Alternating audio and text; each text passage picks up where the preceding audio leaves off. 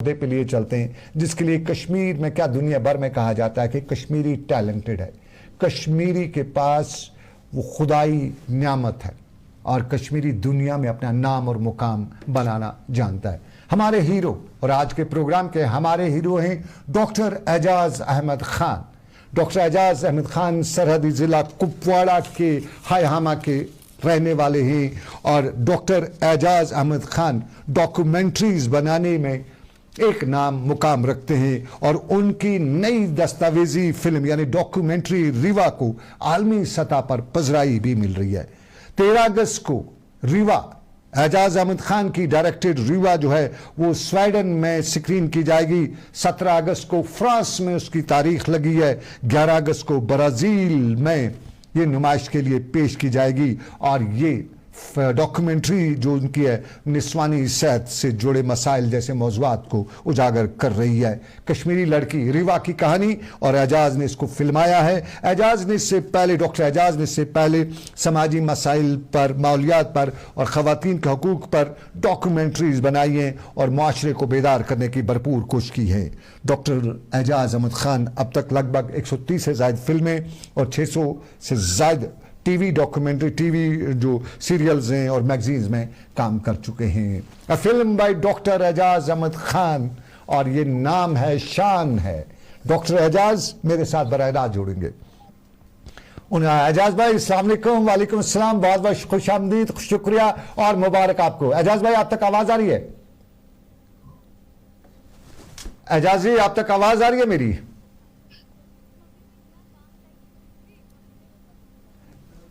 आपका जरा अपने आप तक आवाज आ रही है एजाज भाई?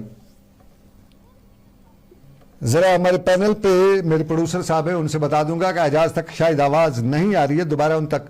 एजाज भाई आप तक आवाज आ रही है? एजाज भाई, एजाज आप तक आवाज आ रही है तो बताइएगा।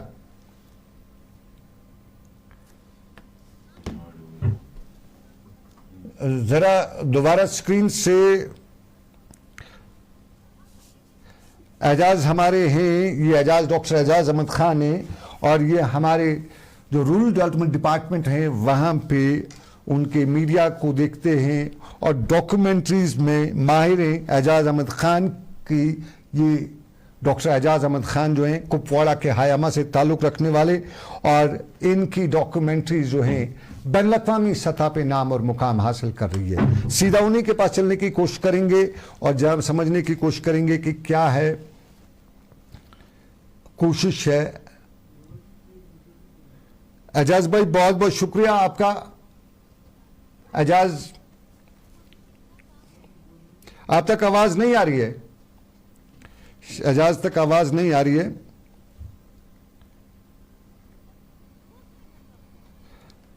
चलिए मैं फोन पे ही इनको ले लेता हूं, देखते हैं एजाज भाई क्या बता रहे हैं फोन पे ही।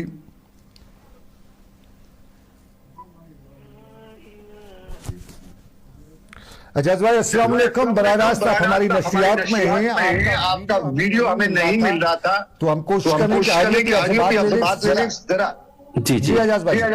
जी वालेकुम सलाम। एजाज भाई जरा बता दीजिए हमारे नाजरीन को, लाइव नशरियात में हैं आप, ये आपकी डॉक्यूमेंट्रीज जो हैं ये कब और कहां कहां पे नशर हो रही है, इनकी नुमाइश हो रही है? जी एक्चुअली मैं आज जो हमारी एक जो हम जिससे बात करें फिल्म रेवा टाइम के तहत वो दरअसल एक ऐसी फिल्म है जो सोशल हमारी जो सोसाइटी में टैबूज हैं, कुछ चीजें जो मानी जाती हैं कि ये ऐसे इश्यूज हैं जिन पे हम बात नहीं कर सकते हैं, तो ये फिल्म उस पे बनी है। इसकी अगर आप टाइमलाइन देखेंगे, इसकी टाइमलाइन है my first bleed and his first stand. ये एक्चुअली जो ये रेवा है this is from Udhampur Jammu से है। ये इन्होंने एक स्टोरी, एक दरअसल मेरे एक दोस्त हैं, he is senior journalist also in this क्या कहते हैं हमारे एक न्यूज़पेपर है, तो उसमें उन्होंने 2 साल पहले मुझे ये फिल्म स्क्रिप्ट भेजी थी। उन्होंने बोला था ये बहुत ही स्ट्रॉन्ग स्टोरी है, अगर आप इस पे काम करेंगे तो होते होते हमारे बड़े और भी इश्यूज थे तो नहीं हो पाया। तो पिछले 4-5 महीनों से मैं उनके साथ दोबारा मैंने कांटेक्ट किया। तो मैंने कहा कि जो टॉपिक आपने सजेस्ट किया था उस पर हम काम करेंगे। तो ये रेवा है उधमपुर से, जो बात कर रही है कि मेरे साथ क्या हुआ था इशू जब मेरा पहला मेंस्ट्रुअल साइकिल हुआ था, जब पीरियड्स होते हैं उस दौरान मुझे एक मतलब छूत छात का वो एक हिस्सा बनाया गया था कि मेरे हाथों से कोई खाना नहीं खाता था। मैं बर्तन धो रही थी तो बर्तन दोबारा धोए जा रहे थे। तो वो कह रही उसमें कि अगर जो ये फिल्म है उसमें कह रही कि जब मैंने मम्मी के एक दिन गेस्ट आए थे तो मैंने बर्तन धोए उनके। तो उन्होंने कहा कि आपने क्यों बर्तन धोया, ये बर्तन तो खराब हो गए। तो उन्होंने उन बर्तनों को दोबारा धोया। तो ऐसे ही फिर जब वो पापा के पास यही इशू लेके चली गई कि पापा मैं बीमार हूँ, मैं स्कूल नहीं जा सकती हूँ, तो पापा ने ये चीज अंडरस्टैंड की। तो वो जो उनकी स्टोरी, जो अपनी स्टोरी सुना रहे हैं, तो उनको पता चला कि इनके साथ ये इशू हो रहा है। तो उन्होंने पापा हम इस पे ठीक है, हमारे इस तरह के जो है बहुत से इश्यूज है हमारे सोसाइटी में, लेकिन हम अगर आपकी इस डॉक्यूमेंट्री को करें, कितना आपके लिए डिफिकल्ट था इस टॉपिक पे बात करना, चूंकि ये थोड़ा सा शर्म हया भी आ जाती है, बहुत से तकाजे होते हैं, इस पे वर्क करना कितना मुश्किल था, और उसके बाद इंटरनेशनल एक्लेमेशन जो आपको मिल रही है ये किस तरह से थी? जी, इसमें देखिए प्रॉब्लम क्या हुआ, मैं थोड़ा सा इस पे खुल के कैसे बोल पाया। हमने 2023 में 2023 के एंडिंग पे मिनिस्ट्री के कुछ प्रोजेक्ट्स थे इसी पे, मिनिस्ट्रियल हाइजीन पे। तो तब जब मैंने कहा जब अगर ये बात कर सकते हैं हम क्यों नहीं बात कर सकते हैं। और ये टॉपिक ऑलरेडी मेरे जहन में था, मैं बात नहीं कर पा रहा था। और इसमें अगर हम देखेंगे चाहे रिलीजियस एंगल से या सोसाइटी के एंगल से, कोई इशू है ही नहीं। ये मतलब ये एक आम सी प्रॉब्लम है, खून आना। अगर इस स्टोरी में ये भी कहे कि मेरा हाथ कटेगा तो क्या आप मेरे हाथ से फिर नहीं खाना खाएंगे? उस हाथ से तो सिर्फ खून ही आ जाएगा ना, कोई बड़ी आफत तो नहीं होगी इससे। तो सैम ये स्टोरी इसलिए मतलब अभी हमारी सोसाइटी जो है उतनी ज्यादा है वो उस एंगल से नहीं है, लेकिन अब जो आपकी ये डॉक्यूमेंट्रीज हैं फ्रांस, जर्मनी या दूसरे ममालिक में हो रही हैं, तो क्या फीलिंग आ रही है आपको? और उसके साथ साथ इससे पहले भी आपकी कुछ फिल्म्स इंटरनेशनल लेवल पे जा चुकी है। जी, इससे पहले मेरी फिल्म थी दीदार, रूट्स ऑफ पैराडाइज, वो चली गई थी। अब ये चली गई है इसलिए एक्सेप्ट हुई इंटरनेशनल लेवल पे क्योंकि इस टॉपिक पे बहुत ही कम फिल्में बनी है। और अच्छा, जैसे कि मैं रूट्स ऑफ पैराडाइज जो हमारी दीदार बनी थी उस पर भी बहुत ही कम टॉपिक्स मिलेंगे आपको। दीदार पे तो बहुत ही कम कोई अगर आपको फिल्म मिलेगी।